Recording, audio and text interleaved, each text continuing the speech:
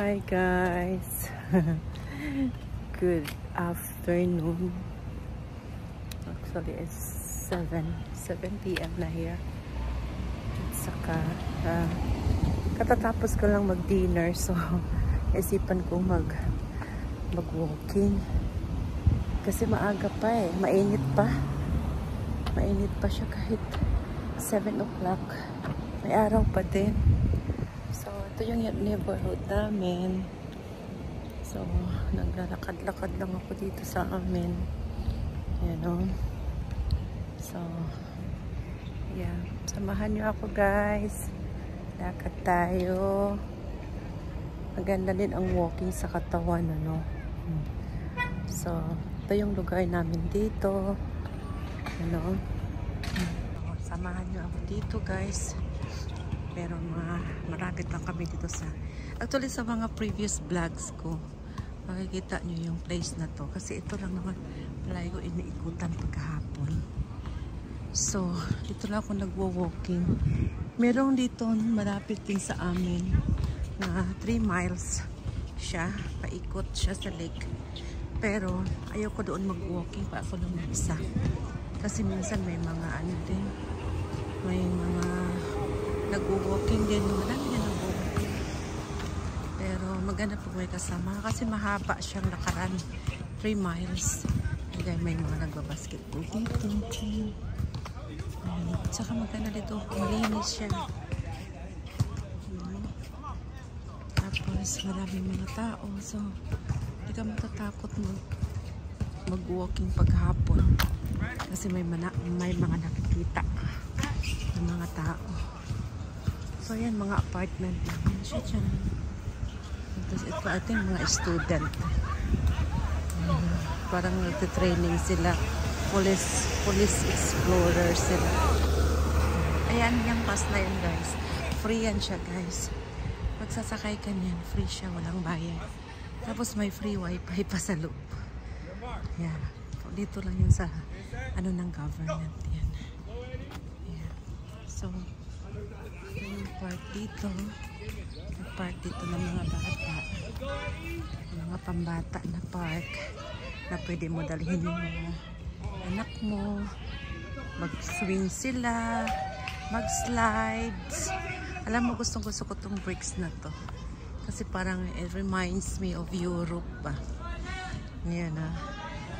So, yeah. So, gusto ko tong bricks na to. Oh. Parang ano siya. Parang nasa Europe ka. So, ito yung park dito guys. Ay, wala na siya. Umalis na. Wala na yung sasakyan niya.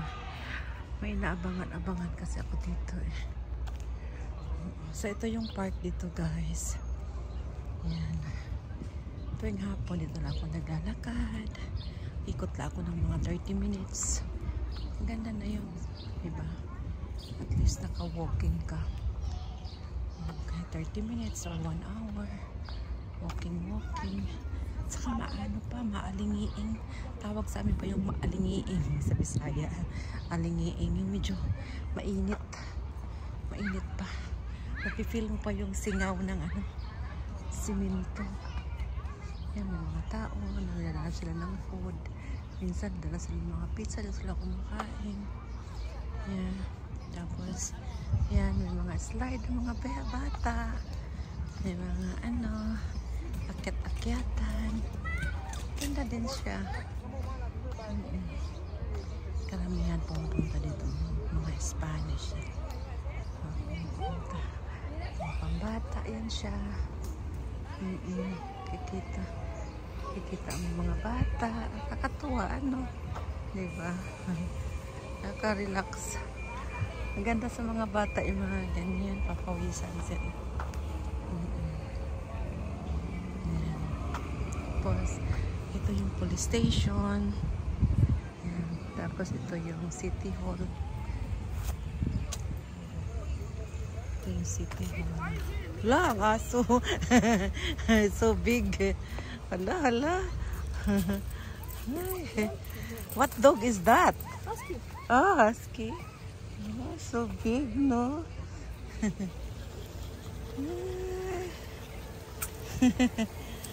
Hi, doggy.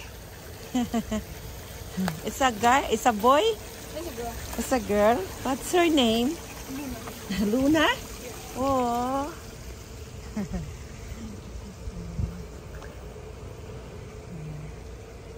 Wala dito yung inaabangan ko, guys. May inaabangan kasi ako dito.